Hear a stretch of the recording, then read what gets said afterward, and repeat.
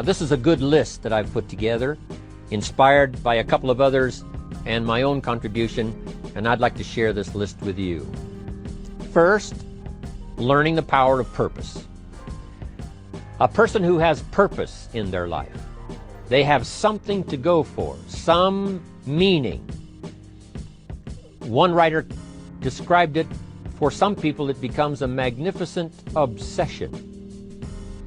And for you and I, maybe it doesn't need to be that dramatic as a magnificent obsession.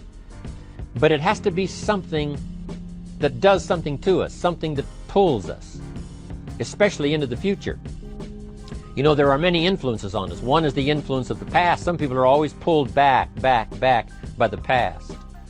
Some people are always pulled aside by the distractions. But here's what's powerful. If you have a list of high purpose in your life, it pulls you toward the future. And the more powerful the purpose is, the stronger it pulls. And here's the other great advantage if you have purpose for the future. It pulls you through all kinds of challenges and all kinds of difficulties. If you don't have these strong purposes for the future, it's easy to get swallowed by a bad day. It's easy to be almost annihilated by a poor month. And it's easy sometimes to almost disappear beneath the waves of a year that goes backwards if you don't have something to pull you beyond that year. So if you want something to pull you through all kinds of challenges, all kinds of difficulties and things that come at you, you got to have something on out there, beyond today, beyond next week, beyond next month, beyond this year, that pulls you into the future. And the clearer it is, the stronger it pulls. The more dynamic it is, the more it affects your life, your spirit, your heart, your soul. It also creates imagination. It gets your mind working on how to achieve that purpose. And if your mind will work, and if your heart works, and if your spirit works, and if you have good input, like good ideas, I'm telling you, there isn't anything you can't accomplish. So that's one of the great powers that'll make a variable of you, and that is purpose. Here's the next one, self-confidence. Where does self-confidence come from? And this is the best advice I can give you on that. Not neglecting, first of all, the small daily disciplines. Self-confidence really comes from feeling good about yourself. And one of the best ways to feel good about yourself is at the end of the day to know that you poured it on. You did your best. If you conducted a meeting, you did the best you could. If you made a phone call, it was the best phone call you could possibly make. If you wrote a letter, it wasn't a casual letter, it was your best letter. At the end of those kind of days, when you feel good about yourself, self-confidence starts to rise. You know that if you can have this kind of a good day, you can have another one the next day, and those days become the weeks become the months, and the month becomes a powerful year.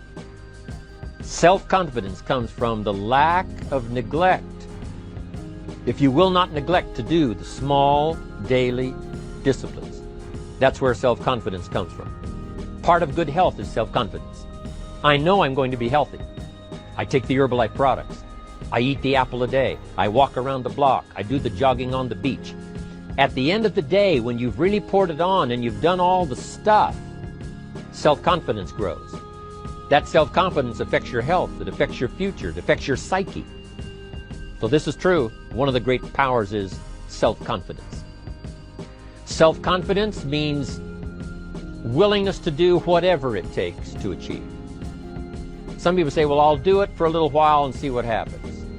You know, I'll try a couple of things. If that doesn't work, I'm out of here. And all of us know that that kind of person doesn't have much of a future.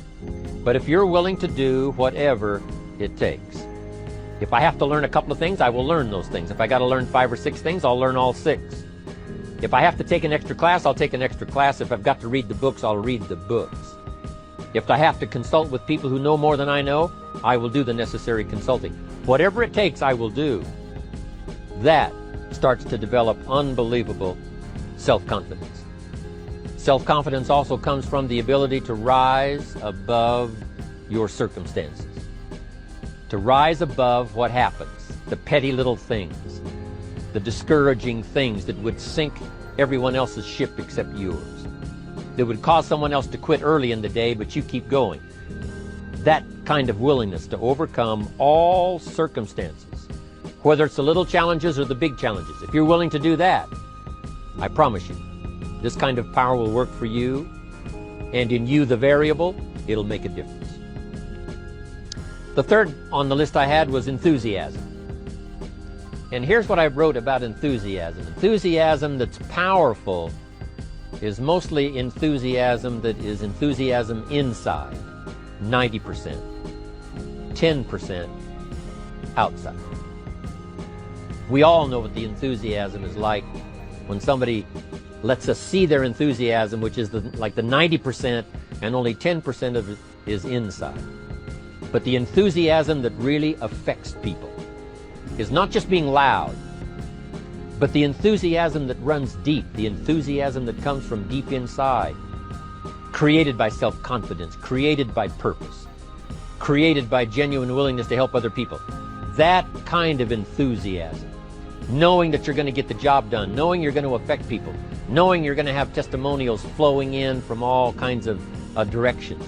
That kind of enthusiasm. A lot of it is quiet. A lot of it is unheard. And the 10% that's heard, it rings a bell. People call it genuine enthusiasm because they know that what you say in the outward display of your enthusiasm is only a small tip of the iceberg of the enthusiasm you feel inside that really motivates you to do the best job you can. Next on my list to help you become the powerful variable is expertise. Wanting to excel in all of the skills and settling for nothing less than an outstanding performance.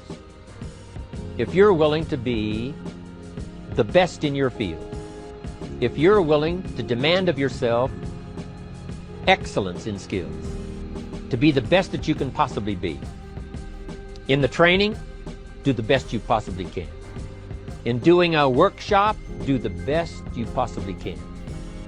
Developing the skills of using your personality, developing the skills of language, developing the skills of influence, developing the skills of organizing. If you're willing to be an expert in all of the skills, Herbalife has the way for you to invest those skills and not only make a handsome living, not only make a lot of money, but if you would so desire and if it would be your purpose, a chance to make your fortune. Expertise, excellence in skills. Here was the next one on my list, making a powerful contribution to you, the variable, and that is preparation. Well prepared. And preparation, of course, involves a whole lot of things. A big share of our life is preparing, getting ready. When we go to the first grade in school, we're just preparing for the second grade. After we've finished 2 grades, the 2 grades prepare us for number 3. Sometimes it seems like a long, excruciating time. And the time will just seem like it'll never come when we can finally have the performance that we really want. But it takes time to prepare. It takes time to get ready. And the decisions you make in the preparation time, those are the decisions that last for a lifetime. Preparing to have a good day. It's that preparing, maybe the night before, maybe the couple of days before the day that you're going to put everything together. The preparation for a meeting means that you've taken it serious. The preparation for doing a workshop means you're serious about the workshop. You want to make the best contribution. That kind of preparation is important. But here's preparation that's very vital, and that is to prepare yourself for success. Life seemingly does not wish to waste success on the unprepared. Life says, why waste a fortune on this person? They're not prepared to do the right things with it. They're not prepared to use it wisely. If a fortune was bestowed upon this unprepared person, it would probably be wasted. The people that could have been touched won't be touched. What could have been done won't be done because this fortune will have been wasted on the unprepared person. So not only look for fortune, not only look for the promise, but prepare yourself and ask of yourself, what can I do to make myself ready? Because remember, life was designed not to give us what we want, not to give us what we need, but life was designed to give us what we deserve. Every value in life must be paid for, and those that pay are the ones that get it. It says those that give receive. Someone says, I wish to receive, I wish to receive. You don't have to concentrate on receiving. Just become a good giver. It says those that search will find. Someone says, well, I need to find some good ideas to help change my life for the future. Then to find good ideas, that doesn't come because you need them. It comes because you search for them. If you want good ideas, you got to go after them. You got to go to the class, you got to go to the workshop, you got to go to the training, go to the book, right? You got to go to the journal, right? Go where good ideas are being taught. Go searching, go looking, because good ideas are not going to be wasted on those that are not seeking, searching, well prepared. So, prepare yourself to be ready for fortune when it comes, to be ready for challenge when it comes, to be ready for opportunity when it comes. Opportunity comes along and passes by the person that is not well prepared. I want to prepare myself this year for next year. Yes, I wish to be effective this year, but I'm also thinking of ways, how could I be better?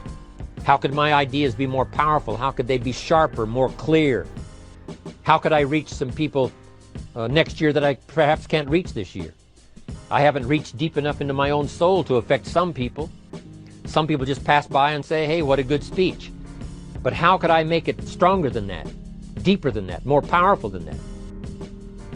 I cannot be as powerful as I could be next year. You know, you can't go to the 10th grade in the 5th grade. You just got to go through the grades. But the more you are prepared, when the 10th grade finally comes, now you can cash in and get 2 times, 3 times, 5 times more value from it by being prepared. I want to do my best this year for Herbalife, but I also want to get ready for next year, 1999. And then when the year 2000 comes, at the turn of the century, I want to be well equipped by language, by instinct, by temperament, by personality, by influence, to really be valuable the year 2000, 2001, 2, 3, 4, 5. That's my goal. I'm sure it's your goal. Now here's the next one. There's great power in self-reliance. Self-reliance means you simply look mostly to yourself. It would be nice if someone just gave you this, gave you this, gave you this. It would be nice if everyone did their job exactly as they're supposed to do it. But here's what you've got to do. Primarily rely on yourself. Primarily say, I'm the person responsible. And I will learn the necessary skills so that I can help people learn their skills. If I need lots of people to do certain things to build my organization, that is what I must have. But I've got to be the final backstop. I've got to be the final one that people can rely on. So that if this is missed and this is missed, I can catch up. I can fill the gap. I can do the job. We have to do it when we conduct meetings. We have to do it when we conduct training. We have to do it when we're in a class of just a few. What someone might have missed, we're there to fill in. Self-reliance. Primarily, we're learning to count on yourself. So that you can do this, never complain and never explain. Here's the next key power, and that's image. There's many parts to image. The image that others see you as, the image you have with other people. And it's very important how other people see you. If they don't see you as a leader, chances are they won't pay attention. If they don't see you as being in control, chances are they won't have the trust. If they don't see you as knowing where you're going, what you want to accomplish, they probably won't follow. But if people can see you, if you have the image of someone that's in charge, in control of your life, your future, your destiny, in control of the situation, if they see that, that kind of image is powerful. It helps to win the day. It attracts other people. People want to be around people that are in control, that are powerful, but they know how to use their power. Influential, but they know how to use their influence. That kind of image is important. But here's a very important image, and that is your image of your yourself. The way you dress, the way you talk, the way you think, your capacity for learning, all of that is an important image that you have of yourself. The image that you have that if it needs to be learned, you could learn it. If there's a book that needs to be mastered, you could master it. If there's a skill that needs to be learned, why couldn't you get busy now and learn that skill? That kind of self-image, that I am continually trying my best to be the best I can. Because one of the most important places you have to look is into the future, yes. You've got to look into the past, yes. You've got to look around, yes. But one of the most important places you have to look is in the mirror. You know, how I appear to other people, that's important. But how I appear to myself is the ultimate importance. That kind of image, to where you'll develop the self-confidence, you'll develop the self-reliance. Now here's another one in my rather short list. The next word is character. Becoming a person of high values, a person of principles, a person of honesty, a person that earns respect. That kind of character. It took character when Mark started to put the marketing system together. How can we have a system that will build in the integrity, that people will know that if this happens, then this will happen. And if this goes wrong, here's the way to fix it. Unless you have the principles and the character and the integrity to put together a viable plan for a wide variety of people, then the system is not going to last very long. And I've been around long enough, and I'm sure you have been around long enough to see a lot of systems that got started, but they failed. And the reason is because they were not constructed with integrity. They were not constructed with character. They were not constructed with doing the right thing. They might have been constructed to take advantage. You know, cash it out as quickly as possible and leave. Mark was involved when others took advantage of him all those years ago before Herbalife. When someone took advantage, didn't have the character, didn't have the principles, and didn't have the character to stay, the character to see it through, the character to do the right thing. So this is important, to develop the character within yourself, that people see you as honest, as fair, willing to do the right thing, willing to be helpful, but always willing to walk the center line, not to pass the line. When we come to an opportunity like Herbalife, especially multi-level network marketing, it is so dynamic, it is so powerful, and it is so possible in fortune making that sometimes people want to speed up the process by cutting the corners, by neglecting to do the right things, you know, to cheat a little here, you know, cross the line just a little bit, because then, you know, it'll grow faster and you can cash in quicker. Not necessary here. Doing Herbalife right will build your fortune longer and stronger than trying to cut the corners and not doing it right. If we'll have the integrity that Mark had when he started it, and keep perpetuating that we will do the right thing by the marketing system, the right thing by a distributor who has a customer and they take care of that customer belongs to that distributor. That kind of integrity in the marketing system, the kind of integrity we have among each other, the kind of character we have to rely on each other, because here's what we cannot do. We cannot do this by ourselves. Mark's got to count on me. I've got to count on Mark. We've got to count on the president's team. The president's team has to count on the chairman's club for advice and counsel. We have to count on the millionaire team, the tabulator team, the world team. We've got to count on the distributor.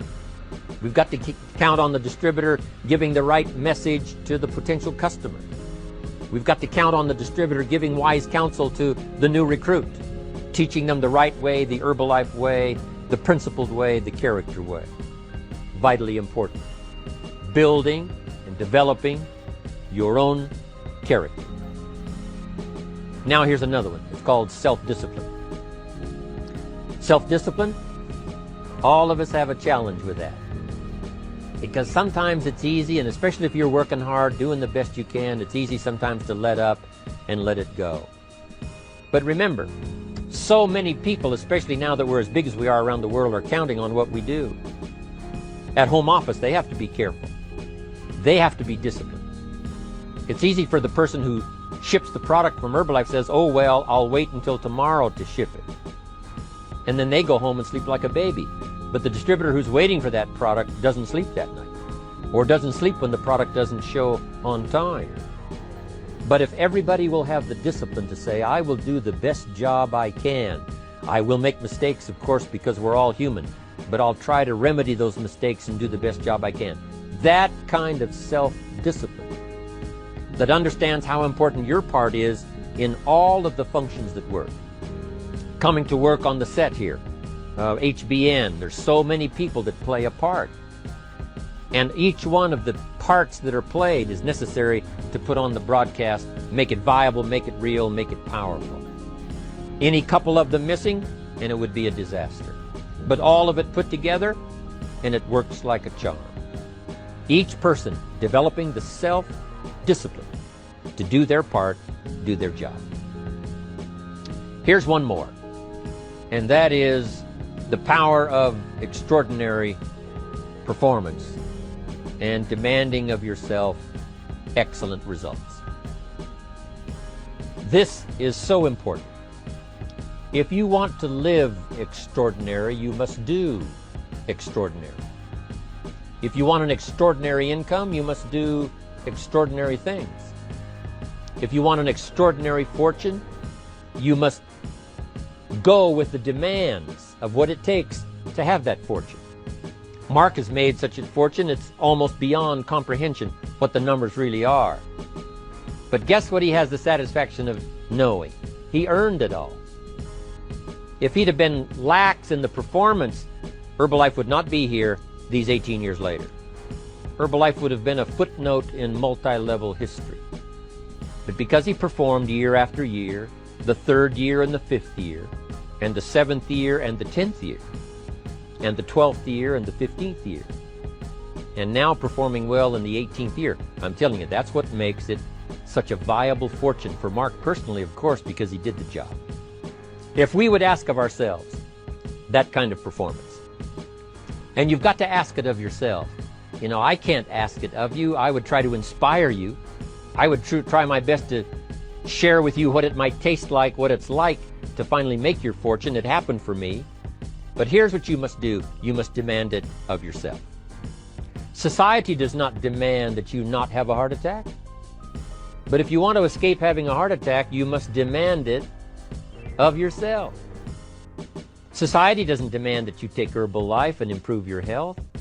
You have to demand it of yourself. Society doesn't demand that you jog around the block every morning. But if you want good health, you must demand it of yourself. Society doesn't demand that you read a couple of books a week and improve your intelligence and your knowledge.